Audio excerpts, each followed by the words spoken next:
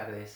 La Asociación Stop als Fenómenos Islamófobos, SAFI, ha elaborado una herramienta participativa y colaborativa que es el Observatorio de la Islamofobia en Cataluña. Su objetivo es, uno, recoger toda información de discriminación religiosa y o racial de las minorías musulmanas. Dos, elaborar informes anuales sobre dichas prácticas. Y tres, denunciar las vulneraciones de derechos de las personas musulmanas.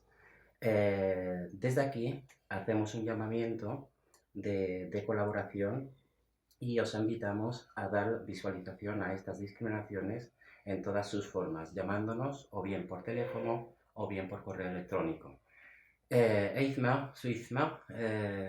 الجمعية ستوب als Fenómenos Islamófobos de Cataluña قنت الصفي خدمت يجينا herramienta للمشاركة قنت Observatory إسلاموفوبيا إن كاتالونيا. الهدف الأساسي هو واحد باش تجمع جميع أنينيشين مرة انفورماسيونال تسمى الكراهية الإسلامية والثقافة والعنصرية.